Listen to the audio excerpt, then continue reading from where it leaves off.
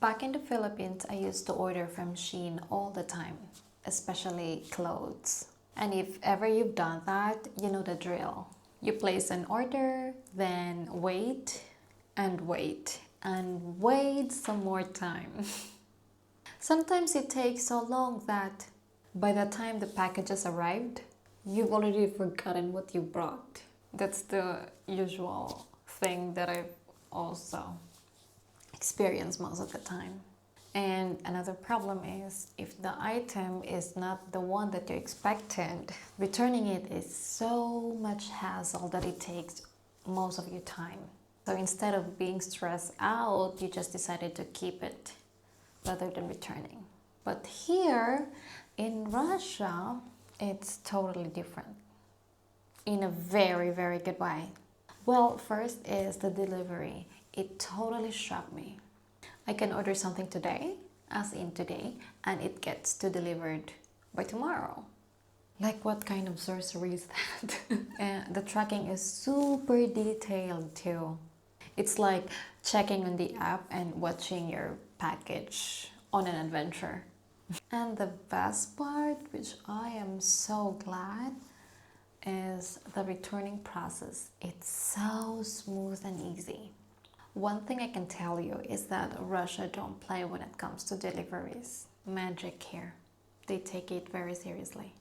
Здравствуйте! Welcome back to the Filipina in Russia podcast. Oh, I should do that thing. The place where I share my adventures, surprises, and sometimes shocking discoveries all about Russia. If you're new and curious about what it's really like living here in Russia, you only need to do this. Hit subscribe, follow, and join me on this journey. So simple, right? So now, hit it. Come with me in my crazy adventure here in Russia. Bye-bye. So talking about more on this topic, shopping online in Russia is honestly intense for me as a Filipina, as a foreigner, as the one who don't speak the language. So for me, it is intense and hard, obviously. Why? Because I have to manually translate. In the app, everything is in Russian and there's no option to translate it in English. But since I'm an addict shopper, no, not really addict, but I embrace online shopping, so I have to manually translate it into English, of course, for me to understand what I'm buying, right? Because everything is in Cyrillic, as I said, and thank goodness my phone, my cheap phone, but very helpful. It has a built-in translation, so it makes easier for me. So there are two main platforms that I use here in Russia, online shopping. Those are Ozon and Wildberries. These two things are massive. Like in every blocks, there are like, how do you call this? Stations in every blocks. So easy peasy. You can order almost everything. Fresh groceries, makeups, what else? Clothing, up to furnitures. You name it. Everything for sure they have it probably. But here, this thing really impresses me. And I'm sure ladies can relate to this one. I myself can go to the station and pick up the item that I ordered. And since I am in the station, I can check. When I say I can check, I can really tear the packaging, check the item if there are any items which are not good, and I can try it on to see if it fits me. You see, ladies appreciate this because buying clothes are not easy for us. We need to make sure that what we order is the thing that we really want, and we can only find it out when we try it on. Ladies would absolutely love this thing here in Russia. No wonder Russians love online shopping. aside from it's cheap. Whenever there is a damage or I don't like it, I can just simply return it to the cashier without any guilt. Easy, just that. And don't get me started when it comes to tracking system. Very impressive. Every tiny movement of your item or your package is documented. So whenever you check it into your app, you can state where it is. And it's, by the way, exact detail. Not like for the sake for it to assume in the system, but no, it's real. It's like your order is basically texting you.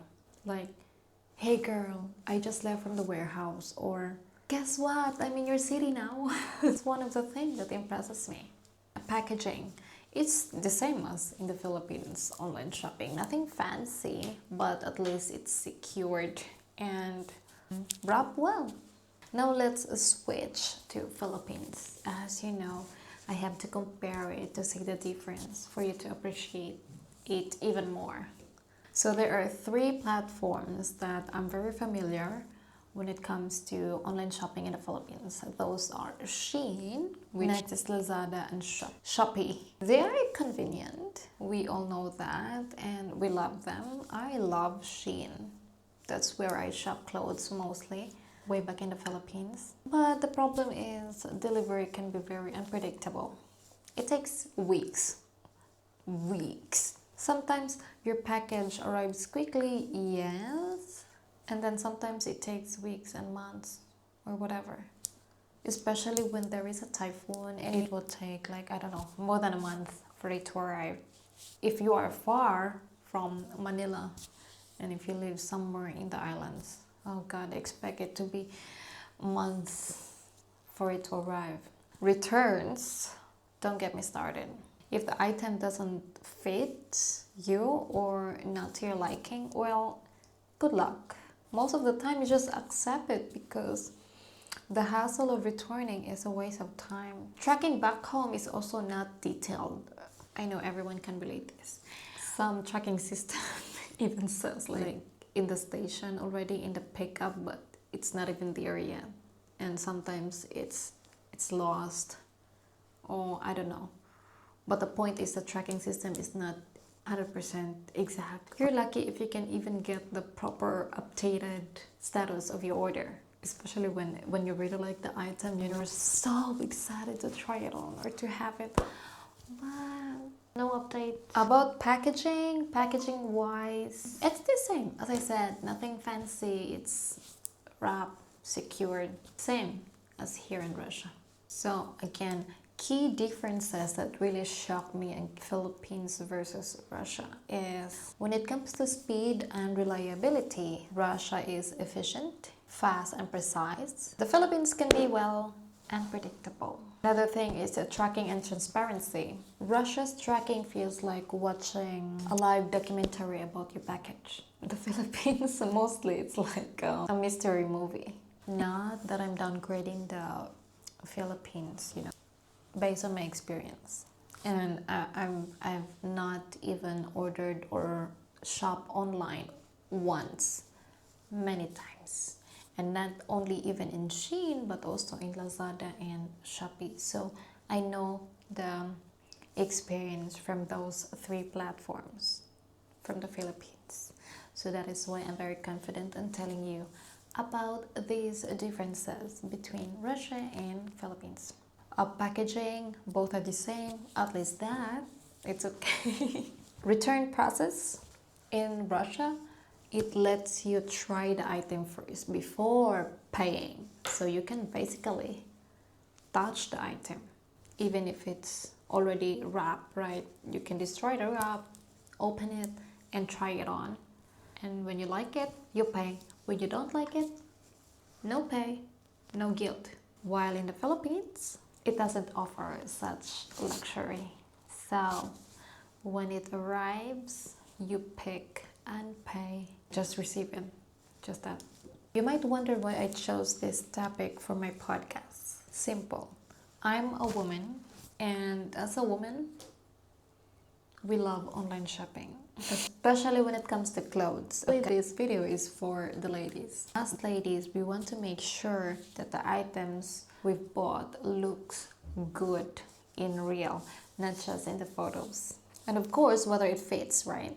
Because if it doesn't, tailoring is another expense. And online shopping should save time and reduce stress. It's like a luxury. For me, online shopping should be a stress reliever, not getting stressed. I love online shopping here.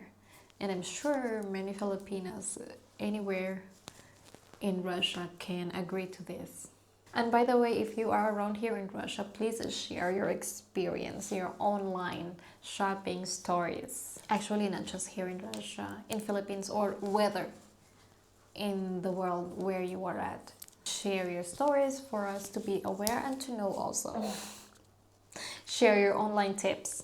And that's it for episode 4. Thank you for hanging out with me as we navigate the wild world of online shopping here in Russia and of course the Philippines. And or maybe if you really like this video, share this to the person who likes online shopping.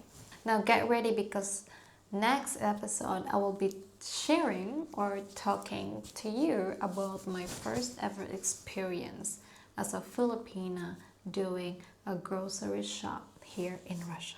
From the very confusing labels to an embarrassing moment down to what else? The funny experience.